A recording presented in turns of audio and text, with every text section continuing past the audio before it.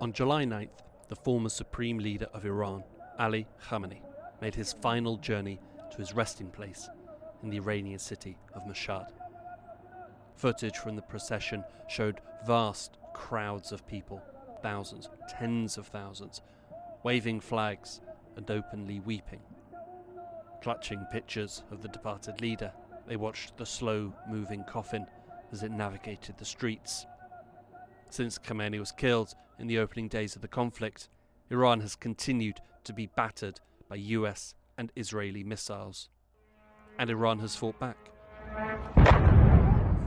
launching attacks against Israel and Gulf neighbours, US military assets in the region, and bringing shipping traffic through the Strait of Hormuz to a grinding halt. Between the violence, there have been sporadic exchanges of diplomacy, periods of calm. On previous episodes, we've looked at what the US and Israel are seeking from this conflict, and how the strikes have impacted Gulf states. But what's happening inside Iran? What's the damage to the country? What does the leadership want from the conflict? And how are the Iranian people viewing the regime? And does it have a future? To understand more, I spoke with Alex Vatanka, Senior Fellow at the Middle East Institute, who specialises in Iran. My name is Hugo Goodridge, and you're listening to The New Arab Voice.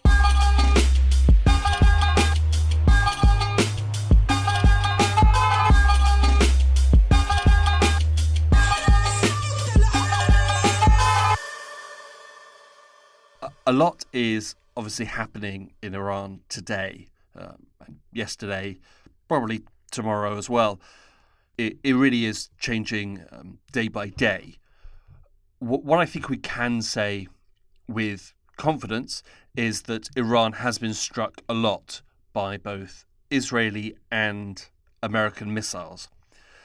I was wondering whether we could sort of elaborate on that and ask, do we know what the damage is to the country of Iran?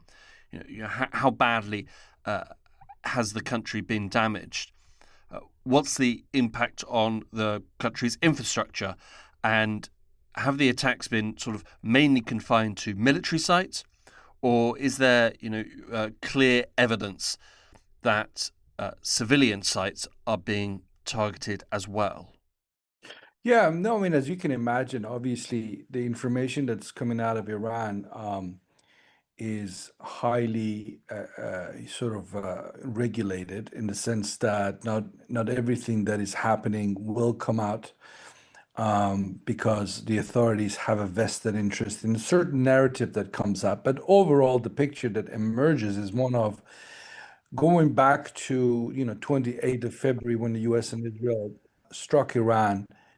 So thousands of sites were essentially hit. Of course, we know some of the sites that were hit: pharmaceutical, installations, roads, bridges.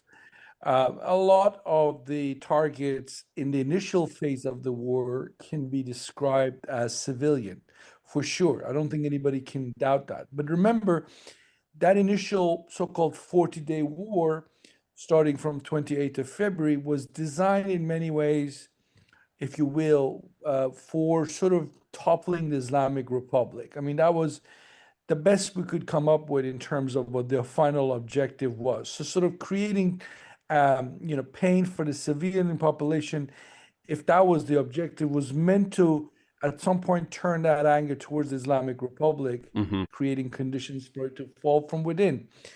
That's not where we are now. I mean, the tensions we've seen since the ceasefire was signed in early April, a ceasefire that essentially is, as of today, just a ceasefire in name only, not in practice. What we've seen in terms of the most recent American strikes inside of Iran is heavily focused on the south, heavily focused on military installations. That seems to be something that is agreed on both by the Americans and the Iranians, although in the last few days we've seen an expansion of the geography of the targets. So further north, all the way up to closer to Iranian Central Asia, we've seen infrastructure. In one case, the rail network that connects Iran to China through Central Asia was hit. But by and large, it's still pretty much concentrated to the south. There have been casualties, dozens and dozens have died, Hmm. but again, nothing compared to the thousands who died in the 40-day war itself back in, March and parts of April. Wars are, difficult on the finances of a country and difficult on the finances of the people living in the country. Do we have any idea of how the war has impacted, the money in people's pockets in Iran? How's inflation? That was already bad before the war. Has it increased? And who are the Iranian people blaming for this? Do they lay the blame with the Americans and the Israelis, or also the regime? Yeah, when it comes to the blame game, it really comes down to who you ask. If you're supportive of the Islamic Republic, clearly you're going to be pointing the finger at the Americans, the Israelis, Iran's Gulf Arab neighbors, who many in the regime consider complicit in this war. If you are a member of the majority in Iran that, essentially takes a bigger picture view of why this conflict happened in the first place, then they will put a lot of the blame at the door of decades old policies of the Islamic Republic that, vast majority of Iranians do consider to be sort of, if not provocative, certainly having created the ground for what happened in the last few months with Israel and US striking Iran. So takes us to the whole question of nature of Iranian foreign policy. But in terms of the immediate impact, look, I don't get a sense that the country sort of plunged into a whole different level of economic despair. The despair was there before. That despair has been gradual. You can trace it back all the way to, at least a decade ago, if not more.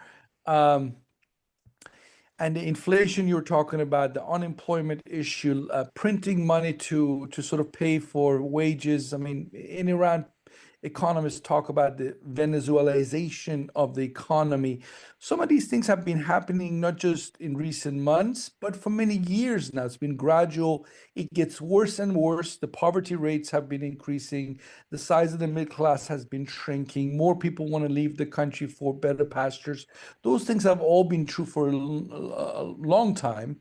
But can I point to one data set and say the war Mm. created an qualitatively different situation where millions of people leaving the country, like, for example, we saw in Venezuela in recent years before Maduro's fall? No, I haven't seen that. In fact, if you look at the war itself, the other trend was true. For example, I remember speaking to senior Turkish officials who were telling me when the civil war happened in Syria, a lot of Syrians immediately were leaving Syria.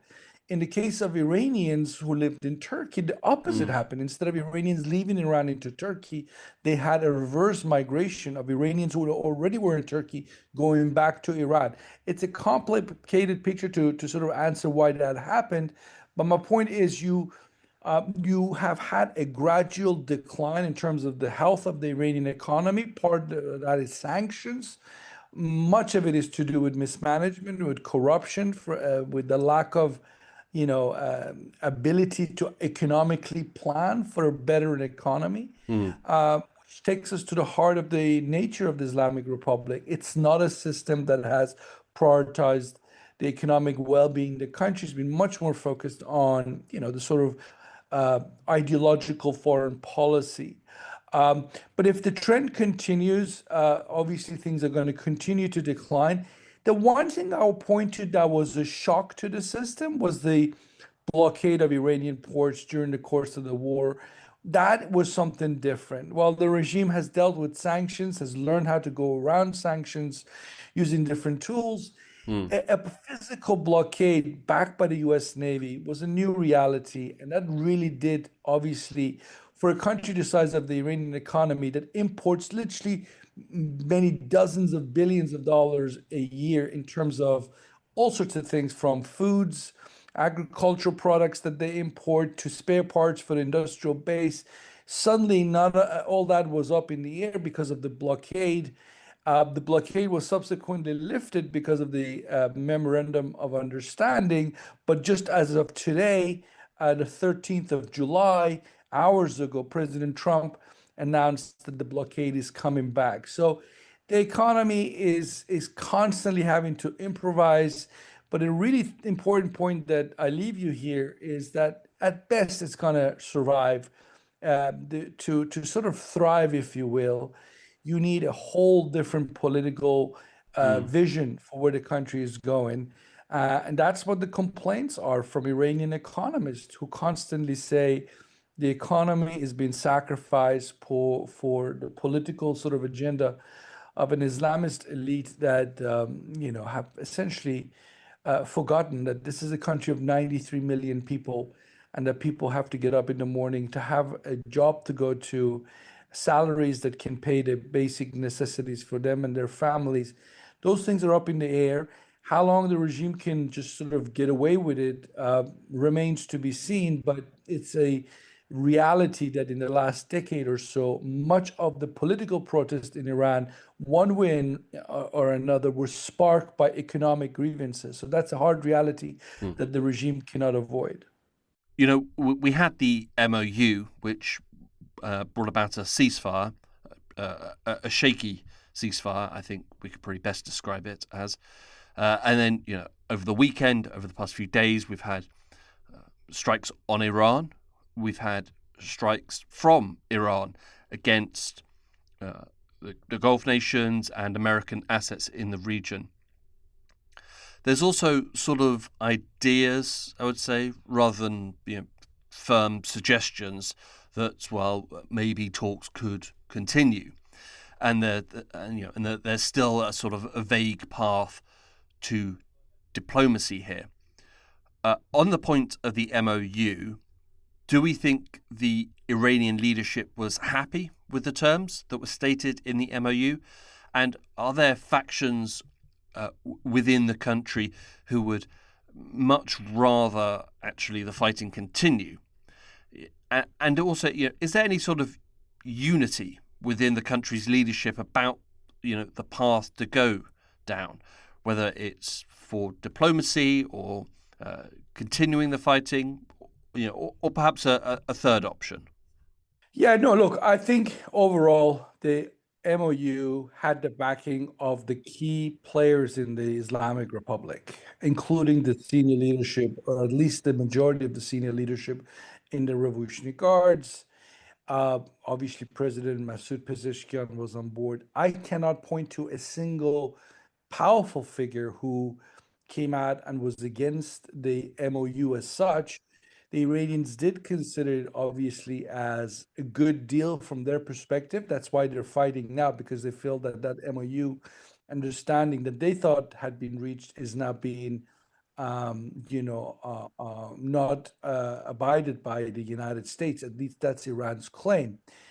There is a sense inside the country, perhaps since the MOU was signed, that the United States is playing a game to restock and go back to war with Iran. I Mm, think the Iranians are wrong in that sense. I think they misunderstand America's desire to go back to full-fledged war. But that's what increasingly they feel is the case because they look at the MOU, and let me just give you an example. Their anger is that the MOU, essentially, their understanding is accepts that Iran is the controlling power when it comes to shipping traffic in and out of the Persian Gulf. And they're saying the creation of alternative, in this case, the so-called Southern Corridor that goes much closer to the Omani coastline and allows ships in and out without Iran having to say, that's a breach of the understanding. So again, the MOU is very vague. It's a very small document for huge numbers of topics that are very consequential. So the vagueness, the ambiguity in that document itself is in many ways to be blamed. But on the point of if Iran is willing to go back to war, there's always a faction loud and always, obsessed essentially with the question of kicking the United States, as they would put it, out of the Middle East. And they think this is the moment to do it. They think not only do they have the Americans on the run, that's their reading of the situation, but they also have the justification to get the Americans out because they killed their beloved leader, Ali Khamenei, and why not take the war to them? But I would just point out this loud is a group of people are a minority. They get a disproportionate number of space on the media. Most noticeably, the Iranian national TV and radio are dominated by the hardliners, so they get to express views that, if you don't know who's running the show in Iran, would think this is where Iran is going. But my Mm. point is that the so-called elders of the system that are left have not been killed by the U.S. and Israel.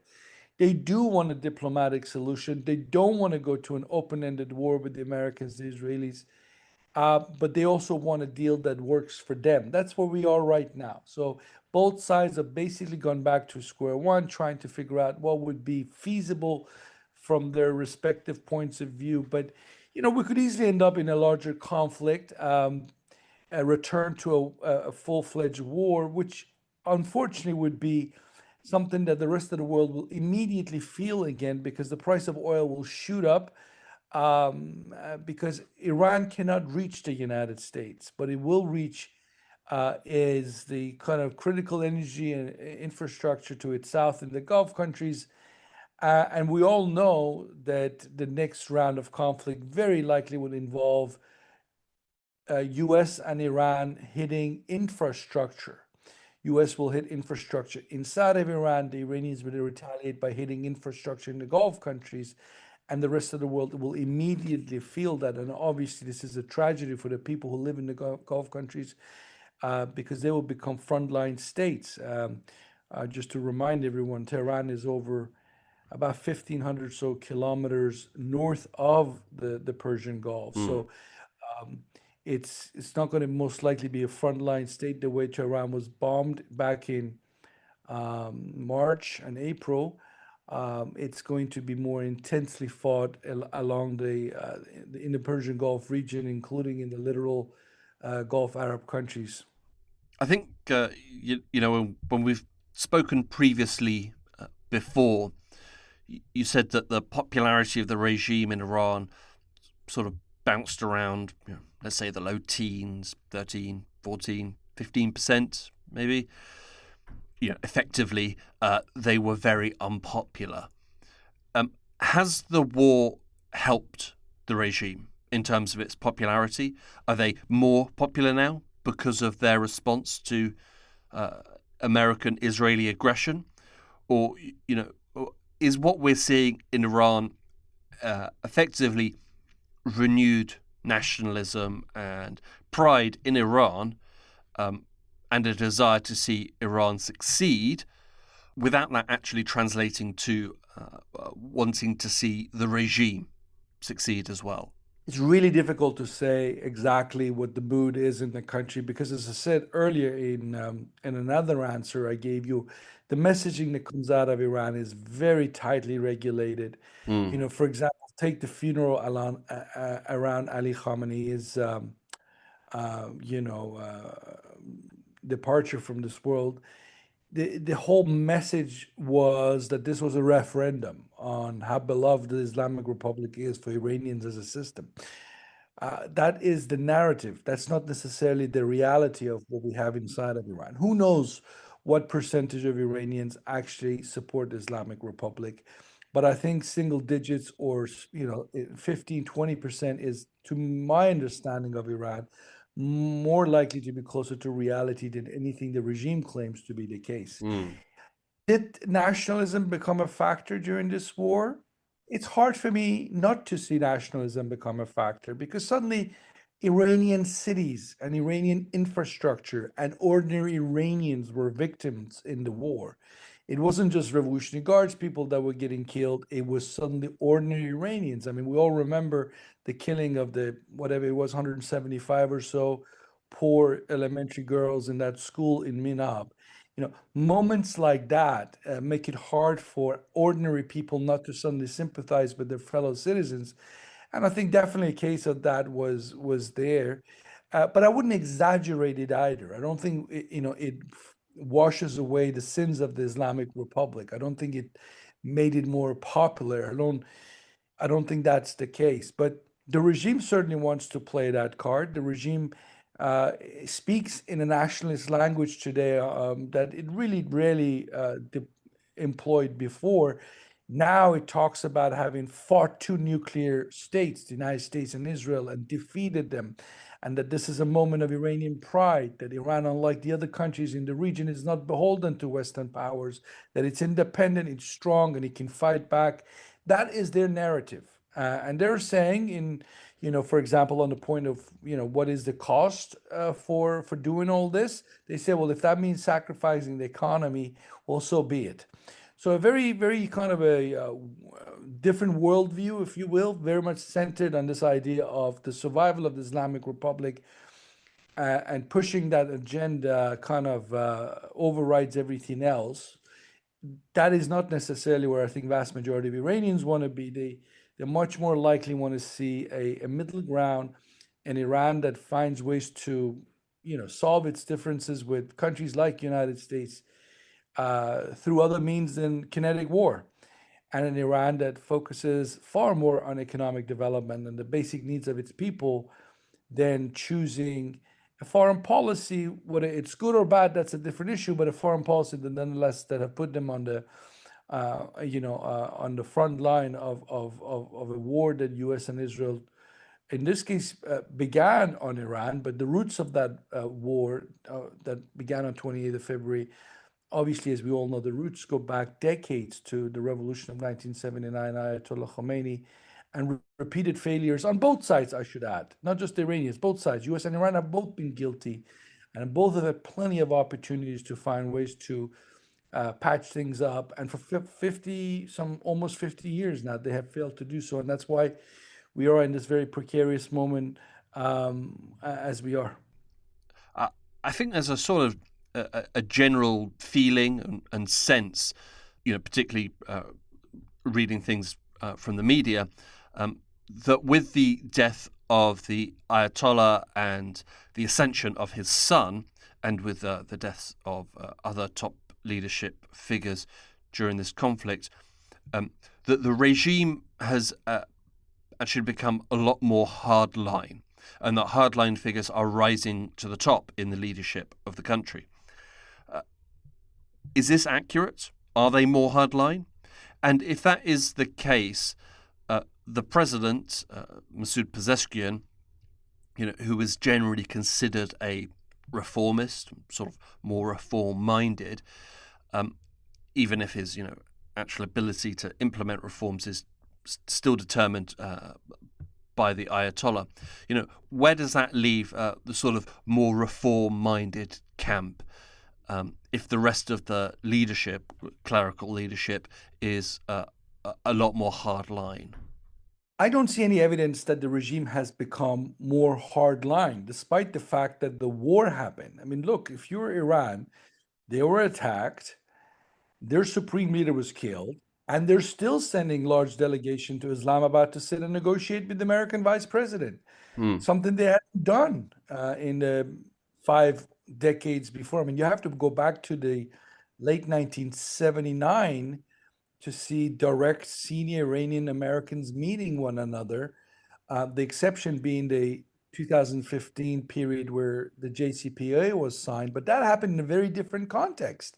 There was no American bombs having just been dropped onto Iran. So the fact that the Iranian leadership sends a large delegation that includes different factions to Islamabad, or continues to talk to the Americans through Doha or Muscat and others, to me suggests the opposite of them becoming hardliner. To me suggests that they are actually looking for a deal.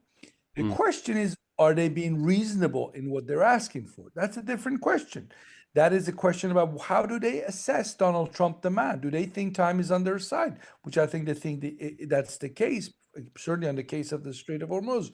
They feel they can wait Trump out, that their economy is in shatters, whereas Donald Trump needs the gas prices to be down or the stock market to do well, because otherwise his political prospects and that of his party in the United States will suffer. So I would say don't pay too much attention to the banners that says at the funeral of Ali Khamenei, "Kill Trump," Mm.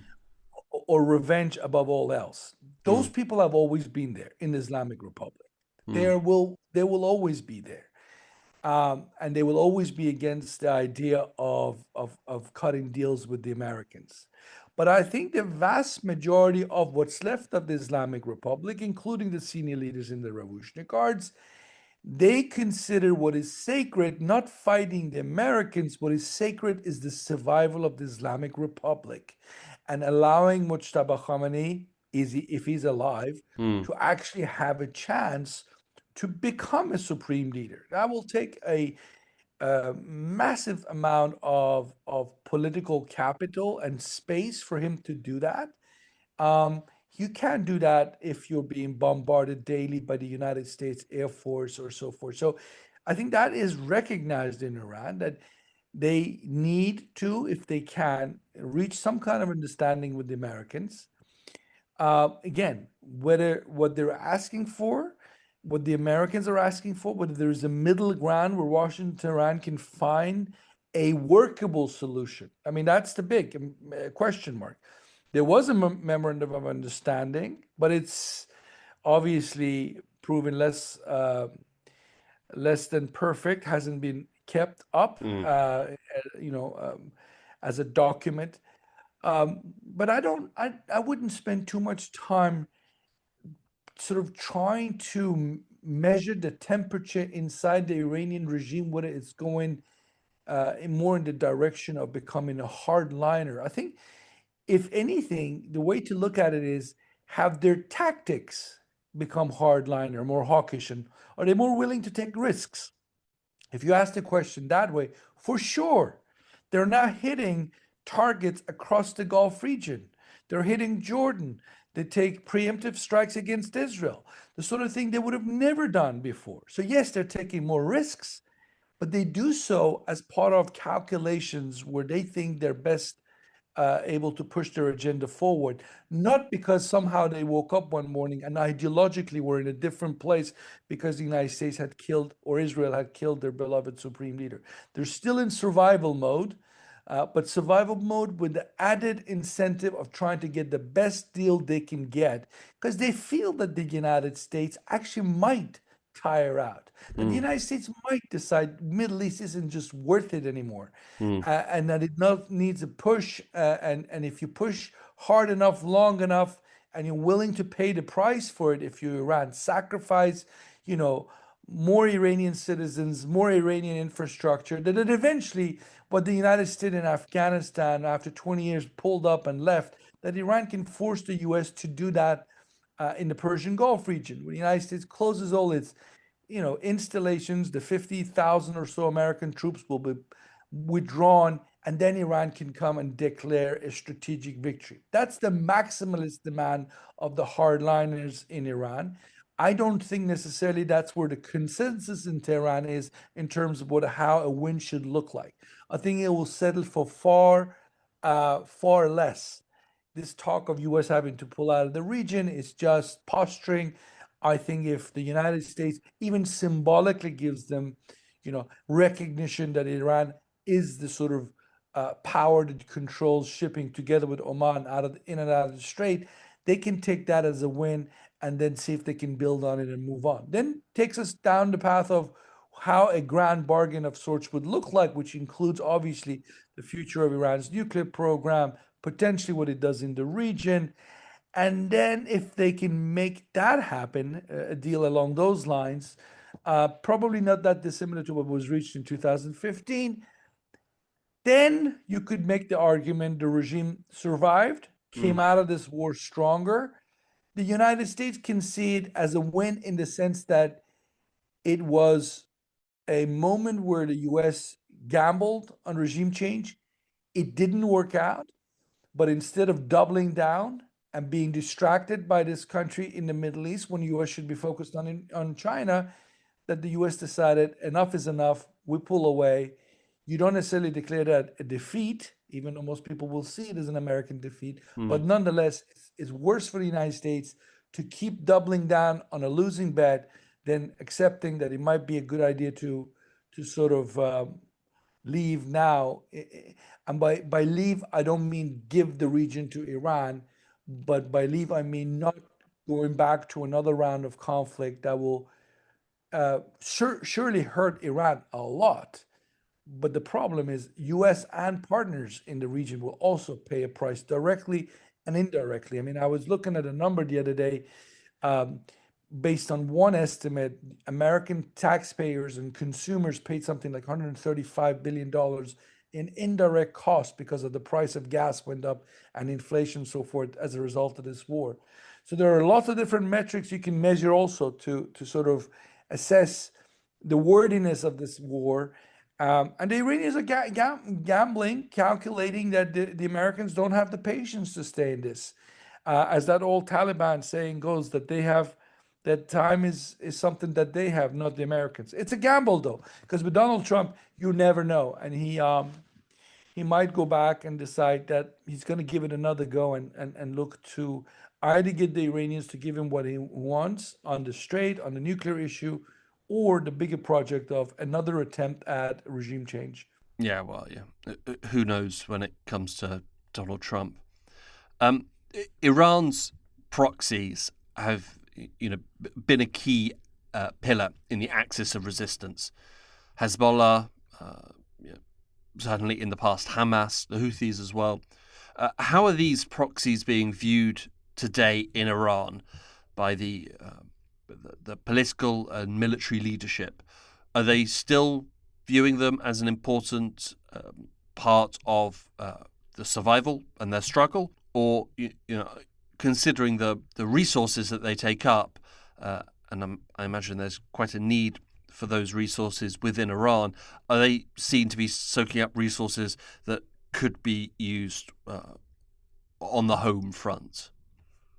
So again, we really don't have good data to point to in terms of what Iran's spending on the likes of Hezbollah. Many of these groups, particularly the ones like the Houthis in Yemen, the Hashd al-Shaabi in Iraq, even Hezbollah to some extent, they have their own sources of revenue. And I think it's a mistake to just sort of consider Iran's relationship with these groups as purely driven by financial incentives. Iran sends money and these groups act on Iran's behalf. Mm. Uh, Money has mattered in the past. For example, when it comes to Hezbollah's reconstruction efforts in Lebanon, we've seen that in the last 2 decades. For example, after the 2006 Lebanon-Israel war, Iran did provide a lot of money for the reconstruction. And to your point, they don't have that money today. And is Iran looking at the proxies as more of a pain and a kind of a liability than an asset? Well, that's the interesting question. And again, it's too early to judge. Certainly during the war, the 40-day war that we just had earlier in the year, um, they were not the decisive players. I mean, Hezbollah didn't stop Israel from attacking Iran. If that was Mm. Hezbollah's one point of existing, that failed as an expectation. Hezbollah, at best, could take some shots at Israel, but it didn't stop the idea from bombing Tehran. Um, but at the same time, it's also premature to say they're entirely useless because that's not the case. They still have arms, they still have communications and relations with Tehran, and they can still act in a way that would, undermine and certainly destabilize parts of the Middle East. If, for example, we see the resumption of the war between US and Iran, it could very well likely be the case that the Houthis in Yemen will actually this time try and again go back and close the Bab el Mandeb and the shipping out of the Red Sea, just to make the whole idea of asymmetric economic warfare that much more painful for the rest of the world. Exactly what the Iranians have done in the Strait of Hormuz. You could double that impact or more so by having your so-called proxies. I wouldn't call the Houthis Iran's proxies. They have their own agency, but they certainly have a working relationship with Iran, and they Mm. might see it in their interest to, help the Iranians in this case and close this Bab el Mandeb. That sort of thing is exactly what the Iranians would want to see from their proxies as a projection of power. As I said, during the 40-day war, the proxies were not decisive. They didn't stop the war from coming to the motherland, which was their original intention behind the creation of Arab proxies. Mm. But that doesn't mean the proxies are entirely without value for Iran as of now. But obviously, the future of Iran's relations with the proxies could very well be part of the negotiations with countries like in the Gulf and the Americans going forward, because it's been a thorn on the side of the Iran's Arab neighbors for a long time. They consider these proxies as tools of interfering in internal Arab affairs. And if there is going to be a grand bargain of sorts where America and Israel agree not to intervene in Iran, well, then they expect something similar to be reciprocated by the Iranians, that they stop interfering in Arab affairs. Again, that's just a scenario for us to keep in mind. But Mm. uh, that basically means the question of Iran's relationship with the proxies is one that is very much alive, but we don't really know yet where that mothership relations with its Arab proxies is going to go, because so much of that obviously depends on whether U.S. and Iran can reach a deal or to go back to full-fledged warfare again. The regime is the weakest it's been since the revolution. I think it's a phrase that has probably been said every year since about 1981. Do we think that's true today? Is this the weakest that the regime has been since the revolution? Do we think that there is a future for the regime in Iran? Or is there still a path, where the war could force a change from within? Look, in terms of whether the regime is stronger or not, it really comes down to the metrics that you use. If you ask ordinary Iranians today, do you want to vote for the Islamic Republic to stay in power? I am pretty confident the answer to that is a negative one. People want this regime gone. So that's one way of measuring its popularity. But do you ask the question, did the regime survive the death of Ali Khamenei and hundreds of senior leaders? Well, we know the answer to that. It did. It Mm. survived, and it continues to fire off ballistic missiles in all sorts of directions, and is still able to repress its way out when it's Iranian citizens in the street. So, again, that's another way of looking at the strength of the regime. Doesn't have to be beloved to be a survival, and that's the case with this regime. It's not beloved, but it is surviving, and it has the capacity to continue to stay in power, and that matters. But look, I think the future of the Islamic Republic is very much up in the air, and we have had a system now in place for 47 years. Ayatollah Khomeini was the revolution, if you will. He had a message. He founded the system with a handful of advisors around him, and he had the power to pick up a microphone and basically shape policy, and they take the country in one direction or another based on just his personality and the fact that he had the following. Mm. Khamenei created a bureaucracy, and he wasn't able to do what Khomeini did in terms of his personality, but he created a massive bureaucracy, and that bureaucracy is still alive today after Khamenei's death, Ali Khamenei's death. The question is, will Mujtaba, his son, who's now taken over, if he's still alive, can he use that bureaucracy to, push ahead an agenda that's similar to his father's, essentially doubling down, Mm. which I think would be very problematic, because the problems that you have in your own society will not go away. There'll be angry Iranians constantly demanding change. So you will have to engage in constant crisis management. Alternatively, and without necessarily saying so publicly, but you could chart a different course going forward, and a regime under Mujtaba Khamenei choosing to fix the economy, listen to its own citizens, particularly the youth that are so disenchanted, that could give the regime space and maybe even assure its survival for the foreseeable future. Because repression alone is a gamble. You have to see You have to, unfortunately, maybe conceive of the regime doing what they did in January, killing thousands of their own citizens as a way of staying in power. A normal country where government kills in the thousands of people in order to stay in power, history teaches us that's not a sustainable solution. I don't know which way the regime's going to go. I don't think major change can be expected domestically in Iran. Well, this war with the US and Israel are sort of still not decided one way or another. But once, if the regime survives this war and has space to do a bit of soul searching, then that's the big question mark. Do they listen to their own people? Because if they do, they'll go in a very different direction. Or do they sort of double down on the legacy of Ali Khamenei and the tiny minority that wants the regime to remain ideological? And I say that because I know it's somewhat controversial when I refer to it as tiny, because people see the footage of allegedly hundreds of thousands of people in the streets, demanding revenge from the Americans and expressing support for the regime. And I'm not fooled by that. I don't think those great numbers necessarily mean that in a country of 93 million people, that is the sentiment that you should watch. I think the sentiment is the silent one that wants change. Whether Khamenei's son, Mojtaba, will accept that together with the backing of the Revolutionary Guards and go in a different direction. As I said, that remains to be seen. Much will depend on the course of action when it comes to this war that's not yet settled. Yeah, certainly Islamic Republic 3.0 has a lot of thinking to do in terms of what is best for them as a regime and what's best for the country of Iran and its people. Alex, I feel we are going to be talking again in the near future, but Okay. for today, thank you very much.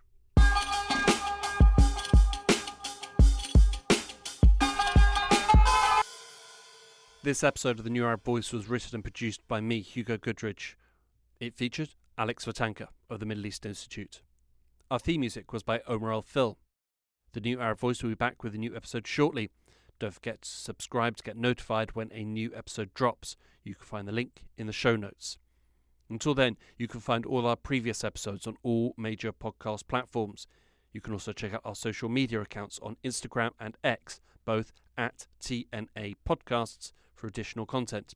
And you can email us, podcast@newarab.com. That's podcast@newarab.com. You can subscribe to the podcast so you never miss an episode, and you can also rate and review, which helps us spread the word. Don't forget to follow The New Arab on Facebook, X and Instagram for all the latest news, analysis and opinion from the region.